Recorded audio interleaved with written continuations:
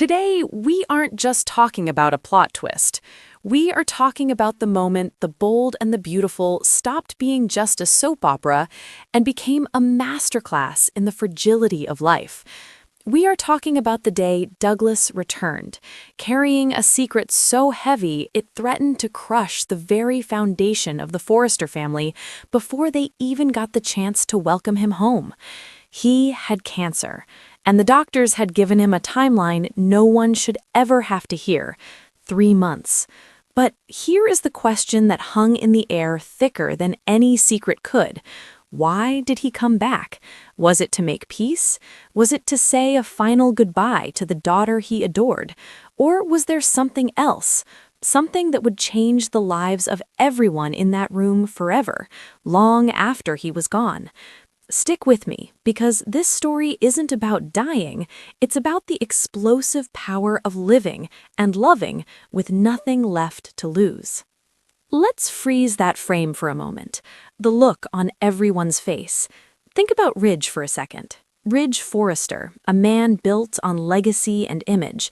To see his son, his namesake, standing there looking so vulnerable, that wasn't just a shock to the system, it was a direct hit to the heart. In that silence, you could hear a pin drop. You could hear the unspoken questions screaming. Where is your hair? Why are you so thin? Why didn't you call? But Douglas, in that moment of sheer vulnerability, possessed a strength that outshone everyone in that room. He didn't crumble. He simply walked in, and with a calm that was more terrifying than any outburst, he lowered himself onto the sofa.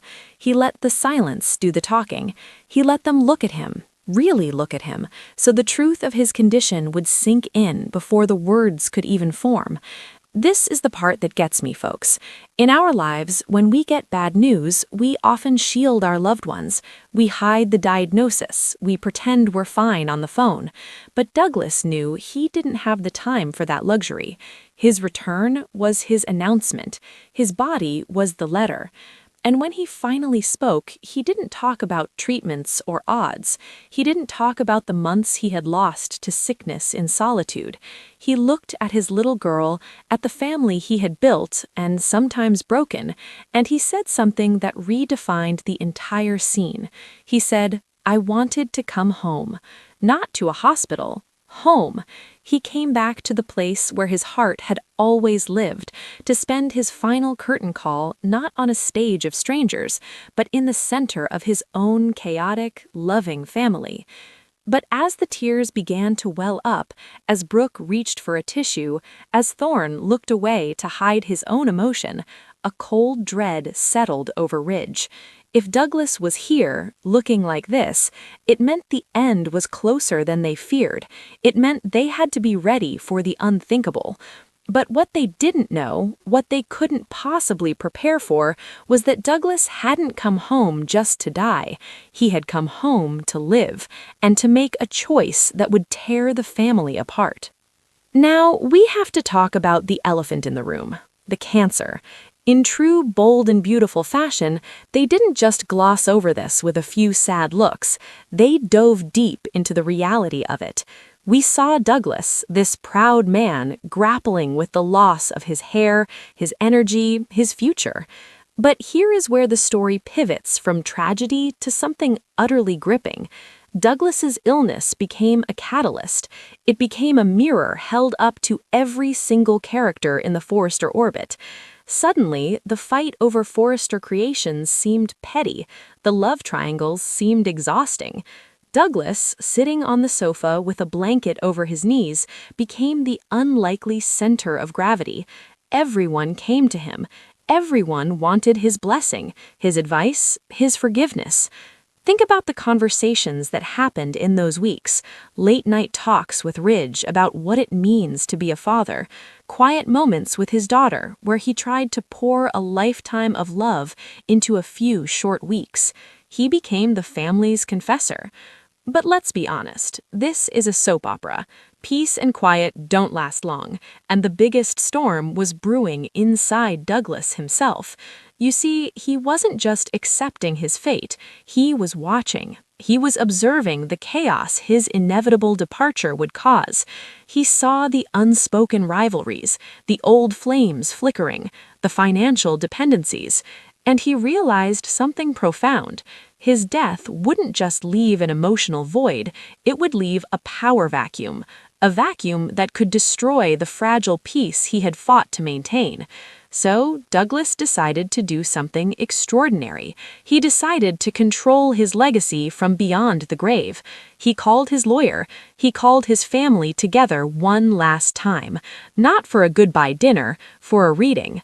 The reading of his last will and testament, and he made sure every single person who had a claim to the Forrester legacy was in that room.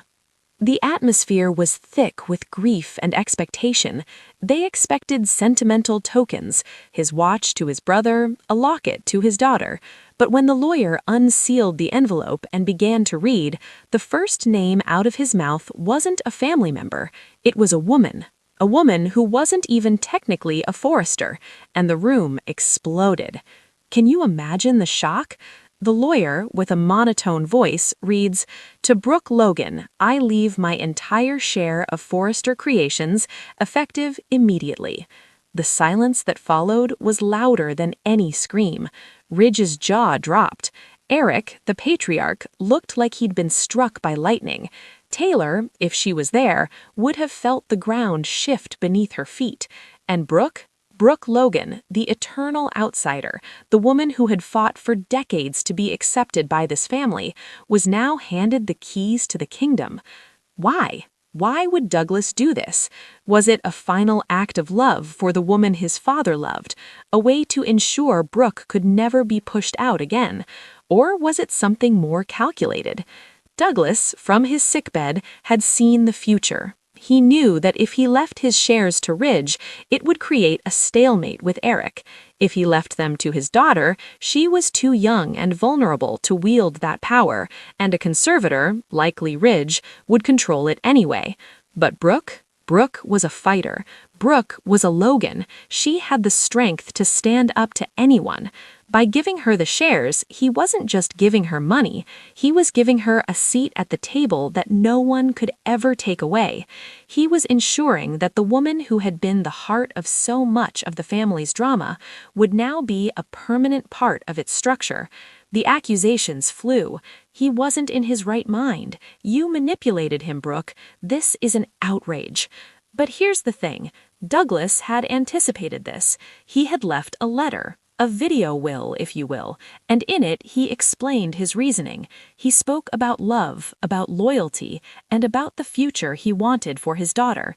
He made it clear that this was his choice, his gift, and his curse. But as the family tore into each other, as Ridge looked at Brooke with a mix of love and suspicion, one person stood perfectly still in the corner, a person who had been quietly watching the entire spectacle, a person who knew a secret about Douglas's final days that no one else in that room knew, a secret that could void the entire will and change everything all over again. Let's talk about that person in the corner. It was Sally Spectra. Yes, that Sally Spectra, the fiery redhead with a heart of gold and a nose for trouble. What was she doing there? Sally and Douglas had formed an unlikely bond in their final months. She wasn't there as a family friend. She was there as a witness. She had been with Douglas the night he made the final changes to his will. She had seen his clarity. She had heard his reasoning. She knew without a doubt that he was of sound mind. But she also knew something else, something that made her blood run cold. The night he finally died, Douglas had a visitor who slipped into his room at the mansion after everyone had gone to bed, a visitor who stayed for over an hour. Sally had been downstairs, unable to sleep, and had seen the shadow pass by the window. She didn't think much of it at the time, but now, watching the family tear itself apart over the will, she started to piece it together. That visitor, whoever it was, had the most to gain from chaos, from doubt, because if the will was contested, if it was dragged through the courts, the shares would be tied up for years, and in that vacuum of power, someone else could step in. someone who had always wanted control. Sally knew she had to speak up, but she also knew that by speaking, she would be pointing a finger at someone in that room, someone she cared about. She was torn. Should she expose the secret late-night meeting and risk destroying someone she loved, or should she stay silent and let Douglas's final wish be ripped apart by vultures?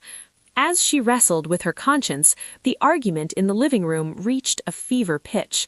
Ridge was screaming at Brooke. Brooke was in tears. Eric was pounding his table on the table, and in the middle of it all, Douglas's daughter sat alone on the stairs, clutching the locket he had given her, her eyes wide with fear and confusion. Sally looked at that little girl, she looked at the chaos, and she made her choice. She stepped forward, into the light.